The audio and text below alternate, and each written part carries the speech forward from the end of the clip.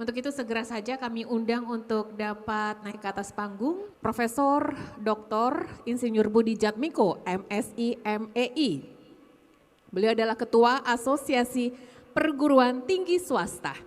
Untuk itu kami undang dengan hormat Profesor Budi Jatmiko untuk dapat tampil ke atas panggung. Kami persilakan.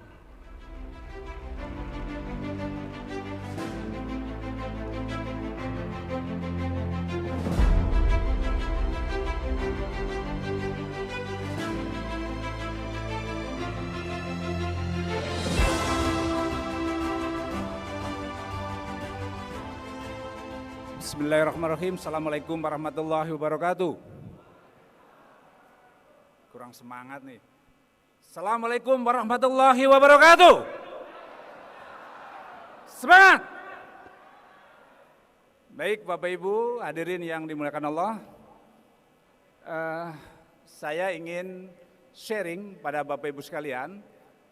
Tapi karena tadi pembicara 1 dan 2 sudah ada, saya tidak bicara tentang teknologi blockchain, tapi saya akan langsung berbicara bagaimana konsep teknologi ini masuk ke dalam sebuah entitas pendidikan, khususnya perguruan tinggi yang selama ini kita tidak memiliki teknologi semacam yang sudah Bapak Ibu lakukan di dalam komunitas bisnis atau ekonomi. Baik, saya next. Ini apa pentingnya organisasi digital dan bagaimana strategi eksekusinya. Jadi Bapak Ibu sekalian, Asosiasi Perguruan Tinggi Swasta seluruh Indonesia sekarang lagi gencar-gencarnya melakukan digitalisasi kampus. Di mana setiap kampus di Indonesia targetnya tahun 2022 sudah 50% menggunakan digitalisasi. Nanti next step-nya menggunakan teknologi blockchain. Nah, kami membawahi 4.520 perguruan tinggi dan 36.000 program studi. Oke, next.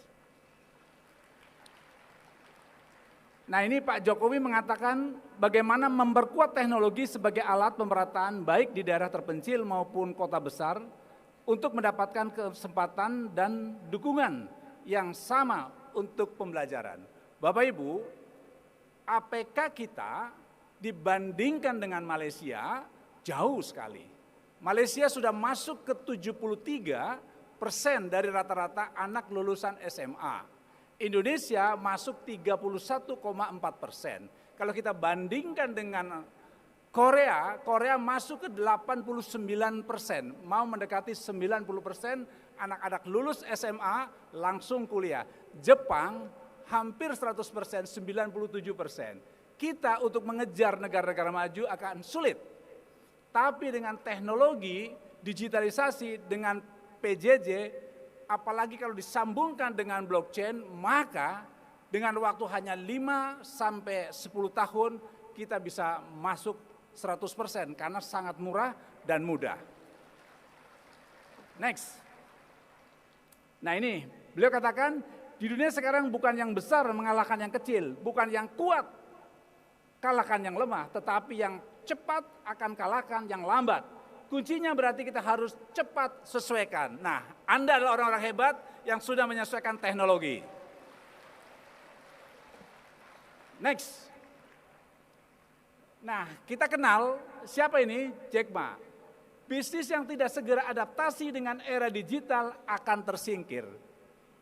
Siapapun orangnya yang tidak masuk ke dunia maya dan tidak dilingkupi dengan digitalisasi, apalagi dikonversikan dengan blockchain, maka dia akan punah. Kampus pendidikan berbasis tembok, dalam hitungan tahun mereka akan jebol, hilang. Akan lahir kampus berbasis digital. Dan tentu yang efisien dan efektif, nanti ijazah kita, nilai kita bisa di-tracer. Karena menggunakan konsep blockchain. Oke, next. Kita lihat orang-orang hebat ini. Dia mampu menyesuaikan disruptive innovation. Jika Indonesia ingin maju, bisa mengalahkan negara-negara maju, maka perbandingan orang-orang lulusan perguruan tinggi mesti di atas rata-rata 60%. Kita masih 31,4%, jadi masih jauh. Dengan menggunakan disrupt innovation, maka akan cepat masyarakat Indonesia untuk bisa berpendidikan dengan biaya yang sangat murah dan terbuka, transparan, tentu memiliki jaminan kualitas yang tinggi. Next. Oke, next lagi, intinya ini sama. Kita lihat, misalnya dulu para raja berkuda, sekarang tidak ada raja pakai kuda. Untuk latihan saja, adanya dengan mobil. Dulu kita lihat komputer yang sangat besar, namanya uang komputer, sudah berubah. Telegraf, pasar terganggu oleh inovasi telepon. Floppy disk, pasar terganggu oleh inovasi CD dan USB. Dan sekarang USB sudah hancur dengan adanya cloud. Nah terus berkembang, digitalisasi kalau yang tidak menggunakan blockchain pasti bankrupt. Keuangan yang berpusat pada bank-bank sentral sebentar lagi akan tutup. Kenapa? Sekarang dikuasai hanya orang-orang tertentu saja di dunia yang mengendalikan uang kartal. Next. Nah, inilah era internet yang merubah semuanya. Sebentar lagi mobil fosil berbahan bakar minyak akan lenyap. Dan semuanya ini bisa dikendalikan dengan mudah jika Bapak Ibu dan teman-teman cepat merubah posisi untuk masuk ke dalam sebuah tahap digitalisasi. Next. Oke, next. Ini nanti Bapak Ibu bisa ambil slide-nya ya. Ini ada 100 slide, ya terus next. Ya, termasuk Gojek. Gojek sekarang menguasai, mau IPO, sedang terganggu. Dan sebentar lagi, mungkin dalam hitungan 5 tahun, Gojek akan terganggu juga. Ya, dengan valuasi yang umurnya 8 tahun, mengalahkan Garuda Indonesia Airways. Karena menggunakan teknologi. Kalau saja dulu Nadiem Makarim belajar sama Pak Joko, pemilik Bluebird. Indonesia dulu memiliki 195 taksi. Sekarang tinggal 15 dan sebentar lagi akan tutup. Dikuasai oleh grup-grupnya Gojek dan lain sebagainya. Tapi Gojek juga akan hancur, nanti akan datang mobil tanpa awak. Ini yang menjadikan kita akan sulit. Dan Gojek kepemilikannya masyarakat tidak transparan. Tapi kalau menggunakan blockchain, orang akan lebih suka masuk ke dalam sistemnya Gojek, Grab dan lain sebagainya. Next. Oke, next. Ini juga sama. Ini juga sama, ini contoh-contoh saja. Next. Terus. Oke. Teknologi saja tidak cukup. Kita ingat Nokia. Tahun 2019 kemarin terakhir, sebelum COVID saya datang ke grupnya Nokia. Dia memiliki perguruan tinggi ya di Finlandia. Luar biasa hebatnya. Ya, proses 100 tahun menjadi perusahaan hebat, dulu menguasai hampir 87% teknologi handphone. Tapi karena tidak cepat menyesuaikan, kita lihat Nokia sekarang bertekuk lutut di bawah kakinya Samsung dan lain sebagainya. Ini contoh. Next. Oke, akhirnya pemenangnya Android. Terus. Next. Nah inilah. Oke, naik lagi. Lebih dari 1.600 perguruan tinggi mempunyai program studi TIK.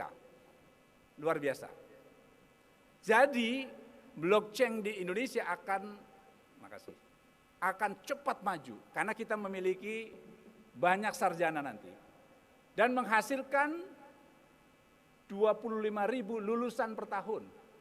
Tetapi kita membutuhkan 15 juta lulusan TIK sampai tahun 2035, khususnya kalau kita melahirkan program studi perguruan tinggi yang khusus membahas tentang teknologi blockchain, maka kita akan menjadi pemenang. Maka kita akan menjadi negara maju. Kita sekarang posisinya negara keempat yang memiliki startup. Luar biasa. Data dari 36.000 prodi tadi, tidak ada satupun prodi yang membahas blockchain ataupun prodi blockchain. Insya Allah nanti kita akan bareng-bareng mendirikan kampus berbasis blockchain. Ya. Oke, next. Ini visinya Pak Jokowi. Masyarakat yang cerdas berarti setiap komponen masyarakat akan bergerak bersama, misalnya mewujudkan gerakan siswa cerdas, mahasiswa cerdas, gerakan desa maju, gerakan guru cerdas, gerakan pesantren cerdas, gerakan petani cerdas, gerakan aparat cerdas, gerakan nelayan pintar, dan seterusnya. Ini tidak bisa terwujud tanpa blockchain. Tidak bisa transparan. Oke, next. Inilah Pak, kebijakan yang mendukung e-education. Kebetulan saya diminta Pak Jokowi untuk masuk membuat roadmap pendidikan Indonesia. Roadmap pendidikan Indonesia baru muncul tahun kemarin. Kita sudah usianya 70 tahun, tapi kita baru muncul. Pak Jokowi mengatakan bagaimana caranya agar lulusan perguruan tinggi, lulusan SMA, SMK bisa naik 50-60%. Saya katakan nggak mungkin, karena pemerintah kita tidak punya uang. Tapi dengan teknologi blockchain, dengan teknologi inovasi digital, maka sangat mungkin karena pendidikan akan jadi murah. Dan semua orang bisa mengontrol dan bisa bertanggung jawab. Oke, saya percepat saja. Fakta dan tantangan di lapangan. Next. Oke, kualitas yang tidak sama antar PT yang ada di Indonesia. Dari perguruan tinggi yang hipermarket sampai yang warung Tegal. Yang paling banyak yang warung Tegal. Kurang lebih hampir 50% mahasiswanya di bawah 1.000. Dan ini yang membantu masyarakat di pelosok-pelosok Nusantara. Yang mahasiswanya 10.000 ke atas, sampai ada yang 80.000 per university, itu hanya 10%. Sisanya adalah perguruan tinggi kecil. Adanya perbedaan kurikulum. Kurikulum seluruh Indonesia belum menyesuaikan kurikulum yang berbasis digital. Kedepan mata kuliah apa saja, program studi apa saja harus mempelajari tentang konsep digital. Khususnya program studi keuangan harus mempelajari tentang konsep blockchain. Teknologi-teknologi kekini yang tidak mempelajari tentang blockchain pasti akan tertinggal. Kemudian belum terpikirkan pembangunan digitalisasi kampus dan program e-learning karena mahal. Ya. SIM perguruan tinggi, ERP, LMS itu butuh waktu yang panjang, butuh uang 4-5 miliar agar komplit. Tapi dengan menggunakan konsep blockchain, tidak semua perguruan tinggi harus membangun, satu membangun, semua bisa di-cloning, bisa membuat sebuah jaringan jauh lebih murah. Ya. Masalah berikutnya, akses internet masih mahal, biaya kuota internet juga masih mahal. Ini pekerjaan pemerintah. Bagaimana caranya mengurangi konsep-konsep ini, dan sebentar lagi jika 5G masuk seluruh Nusantara, maka Telkomsel bangkrut karena negara-negara maju. Ya. Tetapi kalau Telkomsel sudah menggunakan blockchain, kemudian di-IPO-kan, kemudian semua orang memiliki transparansi, maka kita bisa cepat menang dengan konsep blockchain yang kita miliki. Pemerintah dan provider belum memiliki jaringan internet merata di seluruh Indonesia. Minim peralatan pendukung di kampus, dosen dan mahasiswa mahal. Nanti dengan konsep crowdfunding, orang-orang miskin yang tidak memiliki peralatan ini bisa dibantu dengan teknologi blockchain dan sangat transparan. Kita memiliki mahasiswa di Indonesia 8.750.000. Dengan konsep blockchain bisa 4-5 kali meningkat. Ya. Oke, Bapak Ibu, kita lanjutkan. Next. Nah, ini peluangnya. Membangun desa global atau global village, di mana semua desa terhubung dengan internet, sekitar 43.000. Membangun kota tujuan pendidikan. Nah, nanti dengan konsep yang kita bangun, kampus-kampus itu bisa dibuka seluruh Indonesia dengan satu prototipe. Dengan satu prototipe kita bisa buka dan terpusat dan terkontrol lebih mudah. Jadi membangun kota pendidikan dan riset berbasis TIK, berbasis blockchain akan jauh lebih mudah, efisien, dan transparan. Sehingga kita bisa menghubungkan seluruh universitas, institut, sekolah tinggi, akademi yang ada 4.500 perguruan tinggi, mereka tidak usah tutup. Tapi kerjasama dengan kita akan modali dengan teknologi ini, mereka bisa hidup bersama-sama. Luar biasa. Oke, next. Ini blueprint, saya tidak akan presentasikan, nanti Bapak Ibu bisa baca. Waktu saya membangun bersama-sama di Kementerian Kemendikbud, Kemeninfo, Kementerian Agama. Nah, inilah salah satunya. Next, terus. Oke, terus saja. Oke, jadi isunya ini nanti ujung-ujungnya blockchain, terus. Terus. Nah, ini kira-kira naik lagi. Ini roadmap-nya. Dari sekarang semua PTS ingin digitalisasi terus sampai tahun 2035. Saya berpikir semua termasuk pendidikan-pendidikan yang kursus dan sebagainya bisa menggunakan blockchain. Ini roadmap yang saya gambarkan. Oke, next. Oke, ini tahapan-tahapannya. Ini teknis betul lah. Next. Oke, terus. Nah, ini semuanya sudah menggunakan konsep blockchain. Bagi mahasiswa, bagi dosen, bagi universitas, semuanya jadi happy, semua transparan. Oke, next.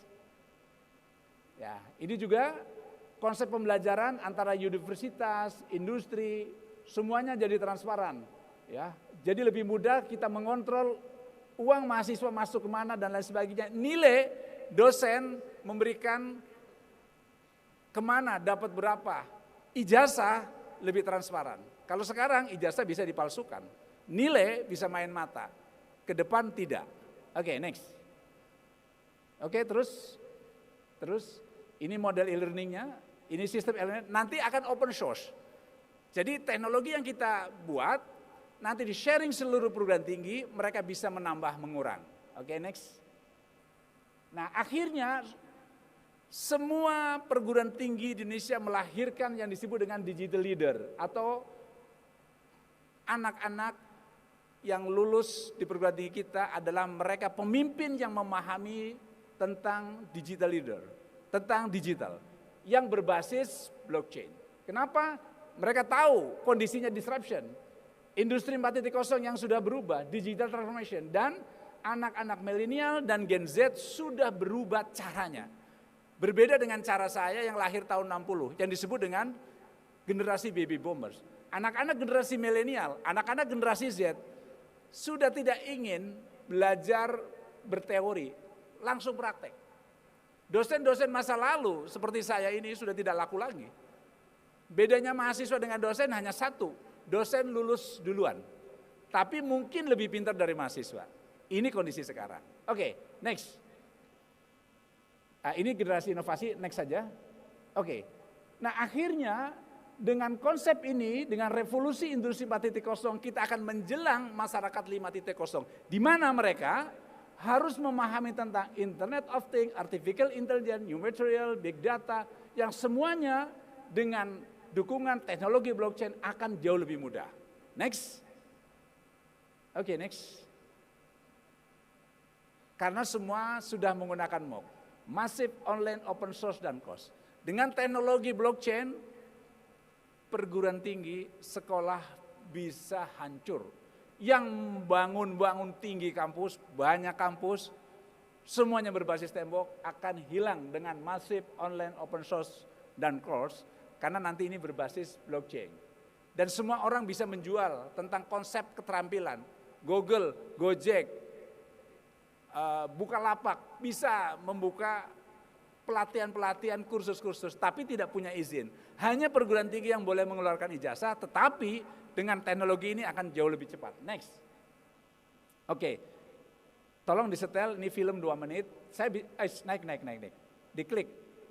Ya, decoupling.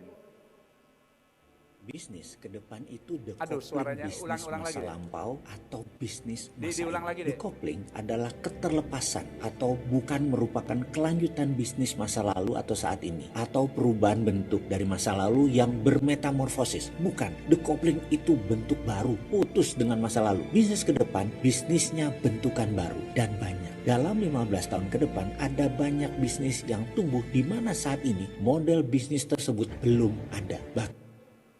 Diulang aja, ini harus dimatikan yang Bisnis ke depan ada banyak bisnis yang tumbuh di mana saat ini model bisnis tersebut belum ada. Bahkan ada yang memprediksi di tahun 2030 ada 40% jenis bisnis baru di masa itu yang saat ini tidak dikenal sama sekali. Bahkan TV dianggap bisnis zaman dinosaurus. Anak yang lahir di tahun 2030 ke atas tidak kenal TV. Kita beri ilustrasi. Net TV modalnya triliunan dengan penonton per hari diperkirakan 1 juta pemirsa. Bandingkan dengan Raffi Gigi di YouTube yang per hari penontonnya 5 juta pemirsa. Modalnya tidak lebih 1 miliar. Apa nggak bubrah itu dunia TV ke depannya? Bayangkan, ditambah lagi kalau 5G sudah mulai dipasarkan di dunia seperti saat ini. Tahun 2021 diperkirakan 50% gadget dunia adalah 5G, di mana speednya 10 kali lebih cepat dari 4G. 5G berbasis satelit bisa mengcover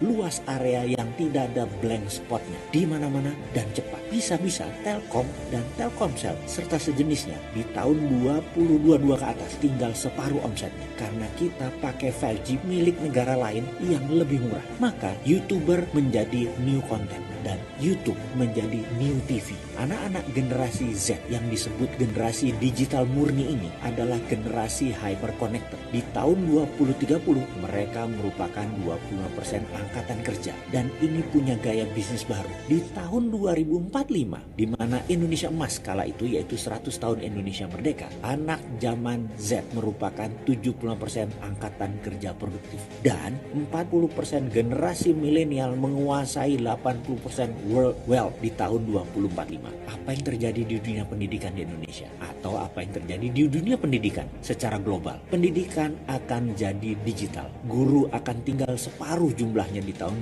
2030 dibandingkan jumlah guru saat ini. Sekolah hanya akan jadi sarana untuk keterampilan sosial, akhlak, dan project based seperti prakarya dan inovasi. Ilmu serta inovasi semua pindah ke gadget. Di platform pendidikan akan segera banyak bermunculan dan di setiap disiplin ilmu dan di setiap levelnya akan tersedia di dunia digital. Sekedar mengingat masalah banyaknya profesi yang hilang. Sekitar tahun 2010-an, pilot helikopter plus kameramen merupakan pekerjaan dari puluhan ribu orang di seluruh dunia. Saat ini menganggur semua. Alih profesi atau alih bidang. Tidak lagi ambil kamera lewat udara karena sudah tergantikan oleh drone. Drone mulai mengambil alih jatah GoFood dan supir ojol deliver di tahun 2025. Driverless car akan mengurangi jumlah sopir bis dan jumlah supir angkutan umum hingga 50% 10 tahun dari sekarang. Jadi, apa yang harus kita lakukan untuk generasi muda sekarang? Mulailah kuasai dunia digital, IT, IoT, AI, dan ciptakan sistem baru yang berhubungan dengan membuat hidup lebih mudah. Dan untuk saya pribadi, yang generasi X ini, saya harus belajar dengan generasi milenial dan generasi Z yang gak nyandak otak saya dengan kalian. Jujur, salut buat kalian. Oke, next. Ya. Mohon maaf, soundnya kurang pas ya. Ini tadi video bagus menggugah agar kita mewaspadai ya kampus yang sekarang ada 4.700 dengan negeri itu akan hancur kalau tidak menggunakan digitalisasi. Intinya kemajuan teknologi yang sangat pesat yang didorong oleh era disruption, Internet of Things, Artificial Intelligence, Industry Revolution 4.0 itu menjadi bagian yang memaksa kita cepat berubah. Apalagi kondisi sekarang dengan COVID. Orang tidak mau bertemu. Orang sulit mau bertemu dan tidak mau untuk sekolah dengan luring. Oke, next. Nah, inilah yang akan menguatkan konsep artificial intelligence. Machine learning, deep learning, ini akan menjadi kuat jika konsepnya menggunakan teknologi blockchain. Tapi kalau artificial intelligence biasa, machine learning biasa, deep learning biasa, hasilnya semacam ini. Next. Ya, ini sudah dilakukan oleh kita. Oke, next lagi. Ini sudah dilakukan oleh kita. Next. Ini juga dilakukan kita. Tapi kalau dengan blockchain, kepemilikan ini semua bisa dimiliki oleh semua orang dan bisa transparan. Inilah model yang terbaru. Oke, next. Next. Nah, sekarang lebih dalam lagi kepada konsep pendidikan tinggi. Next. Pendidikan tinggi sekarang sudah bicara tentang high order thinking, yaitu berbasis artificial intelligence, machine learning, deep learning yang menggunakan kapasitas blockchain. Jika tidak, dia akan masuk ke dalam low order thinking yang hanya remembering, ngajar, ngasih tugas, selesai. Konsep yang terbaru dengan blockchain akan lebih menjadikan pembelajaran high order thinking. Next. Nah, sekolah zaman dulu dengan sekolah zaman sekarang berbeda. Dengan menggunakan artificial intelligence, machine learning, deep learning yang berteknologi blockchain akan menghasilkan mahasiswa luar biasa. Ini new school, itu old school, ya. Bluebird. Orang-orang dulu melahirkan Bluebird, anak-anak sekarang menghasilkan Gojek. Dengan blockchain semua ini bisa dimiliki oleh kita semua. Ya. Dengan blockchain kita tidak perlu adanya bank. Dengan blockchain kita tidak perlu dengan bursa efek. Mereka bisa langsung IPO sendiri, dimiliki oleh semua banyak orang. Next. Inilah transformasi, wajah kegiatan ekonomi yang sudah berubah. Sharing economy, e-education, e-governance, online health service, marketplace, cloud collaborative, semuanya akan menjadi kuat jika didorong dengan blockchain. Next. Inilah yang membedakan. Tolong di setel 2 menit. Bisnis zaman now. Bisnis ala milenial memang beda dengan bisnis ala zaman kolonial. Suaranya nggak ada ya? Generasi X. Saya ini generasi X. Bisnis saya faktanya saat ini ditabrak-tabrak oleh pebisnis milenial. Pejabat negara dan negara Indonesia saat ini regulasinya ala kolonial. Pusing dan sakit kepala dibuat oleh pebisnis milenial. Dan kita tahu hingga saat ini regulasi pemerintah sangat tidak lincah. Sangat generasi baby boomer. Sangat generasi kolonial. Bahkan tidak kenal apapun dengan perkembangan bisnis kaum milenial. Anak-anak sekarang. Jadi kembali ke produk. Kaum kolonial generasi X. Produknya masih berkutat di tingginya biaya emotional benefit dan tingginya biaya mutu demi fungsional benefit yang tinggi juga. Sama generasi milenial, bisnis kami didisrupt, digubrak uyah kayak padi, gabah, beras di dalam tampah. Diacak-acak. Bayangkan, Garuda Indonesia punya functional benefit yang tinggi, punya emotional benefit yang tinggi, layanan bintang 5 di udara, dan tentunya konsumen bayar mahal demi mendapatkan 2 benefit tersebut. Sama bisnis milenial, bisa loh emotional benefitnya tinggi, functional benefitnya tinggi, harga murah. Bingung gak tuh? Inilah bisnis kaum milenial, bisnis digital. Gak punya aset bisnisnya, karena itu costnya murah. Gojek misalnya, Gojek itu gak punya motor, gak punya supir ojek, gak bayar BPJS, gak bayar bensin, gak bayar servis motor atau servis mobil, gak bayar BPKB, gak bayar STNK, gak bayar yang aneh-aneh aja. Karena gak punya aset, ya jadi aja biayanya turun sangat jauh. Naik ojol, motor atau mobil sekarang menjadi tren. Anda bergengsi malah kalau naik ojol. Emotional benefitnya dapat, functional benefitnya dapat, dan low cost. Itu gendeng namanya. Valuasi perusahaan Garuda gak lebih tuh nilainya 40 triliun. Gojek 3 kali nilai Garuda, lebih dari 120 triliun. Gojek 9 tahun dibangunnya, Garuda lebih dari 40 tahun. Inilah bisnis beda generasi yang didisrupt ya costnya, namun produk tetap tinggi emosi benefitnya dan functional benefitnya. Sudah mulai paham? Kunci sukses itu di produk yang EB emotional benefitnya dan FB functional benefitnya tinggi, low cost, konsumen beli karena tidak pelihara aset dan menggunting mata rantai produksi. Dan ternyata sekali lagi ada satu lagi benefit yang hanya ada di Indonesia, tidak ada di belahan bumi manapun. Dan kalau Anda berhasil mengkombinasikan benefit yang ini, produk Anda akan menjadi terdepan dalam periode mulai tahun ini hingga akhir zaman. Lebay ya pernyataan saya, tapi memang ada benefit satu lagi yang jadi kunci penting produk Anda. Apa itu? Apa itu? Ada 2, gotong royong terbuka. Terbuka hanya bisa dilakukan dengan blockchain. Ya, oke. Next. Inilah anak-anak generasi blockchain. Next. Ferry Unardi, Tanuwijaya, Nadiem Makarim, Ahmad Zaki. Berapa penghasilannya? Next. 1,1 triliun per bulan. Unicorn. Anda ingin berubah ke blockchain? Oke, next. Saya minta 2 menit lagi setel film ini. Kita semua sepakat bahwa ke depan terjadi hal yang namanya decoupling, keterlepasan dengan masa lalu. Maka kita semua harus waspada dan menyadari apa yang akan terjadi dari sekarang hingga tahun 2030. Karena bukan goncangan yang didapat tetapi keterlepasan dengan apa yang akan terjadi di masa akan datang. Terutama dalam bidang bisnis dan beberapa sektor kehidupan seperti gaya hidup. Contoh yang paling nyata adalah bagaimana bisnis di masa lalu yang terikat dengan ruang dan waktu, kantor yang besar, pegawai yang banyak, bisnis yang pakai aturan pemerintah atau regulator mendadak menjadi cair tanpa jalannya peraturan pemerintah karena sudah cross border country antar negara sehingga bisnisnya tumbuh lebih cepat dari peraturan sebuah negara. Misalnya bisnis digital yang merusak, yang mendistrap retail shop seperti Matahari, Ramayana, department store seperti Sogo, Metro, dan di dunia puluhan nama besar department store sudah tumbang. Lalu perusahaan seperti Grab, Gojek yang tidak punya aset motor dan mobil, tidak bayar BPJS, tidak bayar pajak kendaraan, tidak bayar STNK, tidak punya satupun kafe atau resto di GoFood-nya, membuat berbisnis menjadi ringan karena fokus pada tujuan utamanya, yaitu mendistribusikan barang atau mendistribusikan orang. Ada satu hal yang saya sendiri mungkin shock adalah pemikiran dari seorang anak muda berusia 22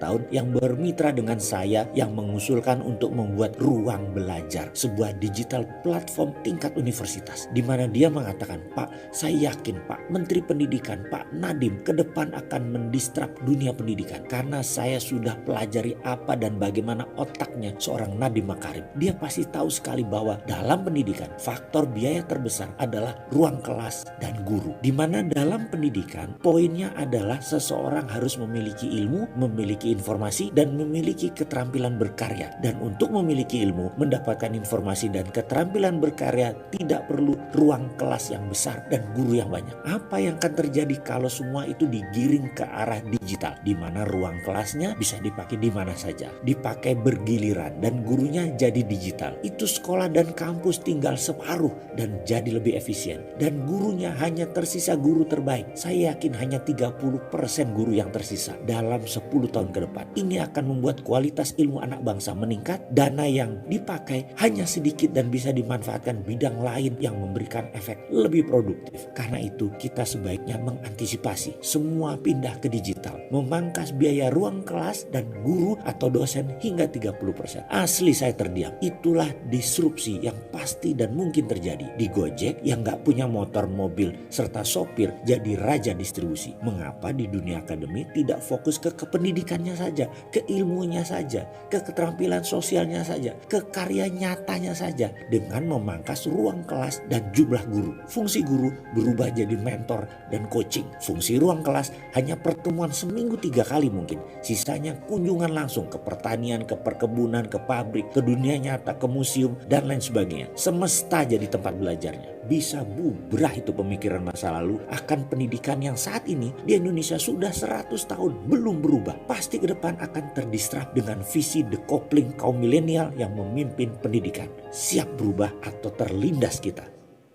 Ya, terima kasih. Konsep decoupling yaitu konsep yang dimana tidak ada ketersambungan. 100 tahun pendidikan yang lalu dengan sekarang tidak nyambung. Kenapa? Konsep digital yang berbasis dengan konsep blockchain akan bisa dimiliki oleh semua orang. Jadi Bapak Ibu nanti kalau punya anak, ini sebagai donasi. Untuk bayar siapa? Untuk bayar dosen. Jadi pemilik perguruan tinggi, semua akan terbuka. Dia hanya mengkoordinasi antara dosen, mahasiswa, orang tua, masyarakat, dan industri. Jadi terbuka sekali dan jauh lebih murah. Dan dosen akan menjadi orang-orang yang sangat mahal harganya. Kalau sekarang sangat murah sekali.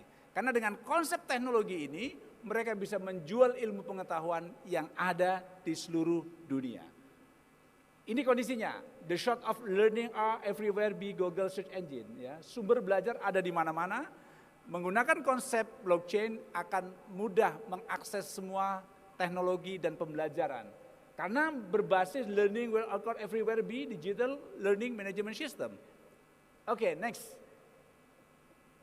Nah, jika program studi mata kuliah tidak mengajarkan top 10 skill to be relevant in Industry 4.0, mereka juga akan gagap. Ini juga harus menjadi bagian yang decoupling, didisrupt oleh teknologi pengetahuan yang terkini. Next. Nah, saya mengutip Ali bin Abi Thalib. Didiklah anakmu sesuai dengan zamannya. Sungguh mereka akan menghadapi masa depan yang berbeda dengan zamanmu. Zaman saya nggak mengenal digital. Sekarang yang tidak mengenal digital tidak bisa menyesuaikan. Tidak boleh dosen-dosen mengajar tanpa konsep digital. Ke depan dosen yang tidak ngajarin konsep digital dan blockchain dia akan tersingkir karena zamannya berbeda. Ya, saatnya next tidak boleh lagi ada kampus-kampus next yang menghasilkan konsep yang berbeda. Ya, waktu 2 menit lagi, mohon maaf bagi sekalian. Berpikir kalau kanal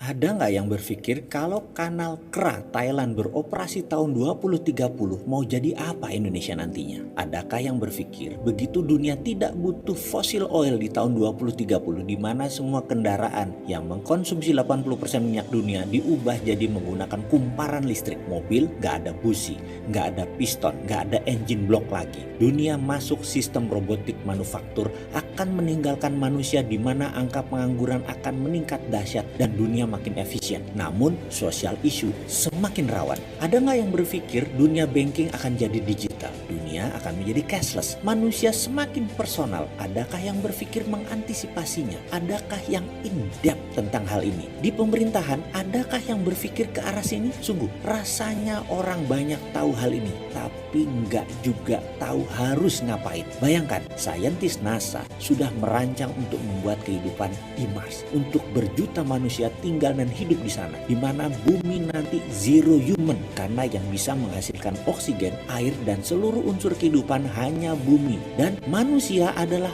virus perusak bumi. Jadi tanpa manusia di bumi, bumi last forever. Manusia hidup di luar bumi, semua unsur kehidupan dikelola, disuplai semua dari bumi. Hal ini membuat bumi sehat dan baik buat manusia dalam survival spesies manusia tersebut, mempertahankan kehidupan manusia. NASA, Elon Musk, India, Rusia semua sudah sepakat bahwa kehidupan di luar bumi bagi manusia dimungkinkan selama bumi dikendalikan tanpa manusia. Kemudian betapa mencemaskannya gonjang-ganjing disrupsi yang menerpa dunia pendidikan.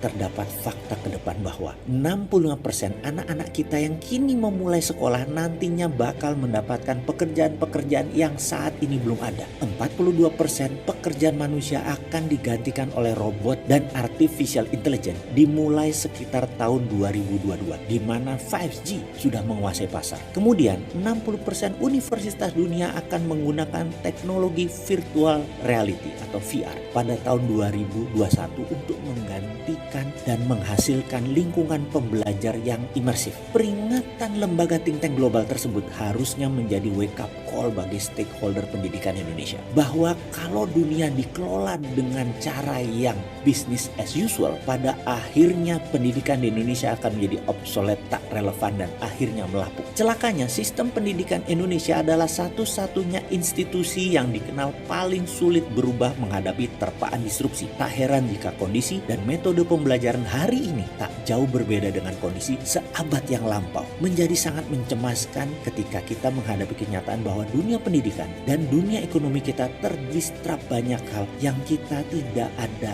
persiapan mengantisipasinya. Pemahaman ini akan membuat Indonesia gagap kalau melihat sama sekali tidak ada grand plan-nya Indonesia itu untuk menjadi pemain dunia. Lalu ke depan bagaimana? Siapa yang memikirkan grand plan bangsa Indonesia ini di bidang ekonomi dan di bidang pendidikan? Masa si Sontoloyo ini sih nggak pantas banget lah. Ya, Alhamdulillah saya masuk untuk mengikuti grand plan di pemerintahan Pak Jokowi dan saya mengarahkan semua harus berbasis digital. Dan insya Allah sebentar lagi akan marak seluruh Indonesia. Tidak boleh lagi ada kampus-kampus yang menghasilkan pengangguran semacam ini. Next. Nah, inilah yang menjadikan perguruan tinggi siber berbasis blockchain. Nanti ke depan akan segera terwujud. Penjaminan mutunya jelas. Next. Inilah yang nanti akan menjadikan semua orang akan bahagia. Masyarakat, perguruan tinggi, pengguna lulusan, mahasiswa, perguruan tinggi tersebut, pemerintah memanfaatkan pendidikan cyber berbasis blockchain. Transparan, efisien, dan efektif. Next. Ini roadmap-nya. Ya, next. Ini yang akan tadi konvensional berubah akan menjadi blockchain. Next. Nah, ini konsep mendasarnya. Semua ada dari perpustakaan, alumni, mahasiswa, BEM, karyawan, skripsi, kaprodi, dekan, semuanya menyatu dalam satu satuan blockchain dan transparan. Ya, next. Ya, terima kasih. Assalamualaikum warahmatullahi wabarakatuh.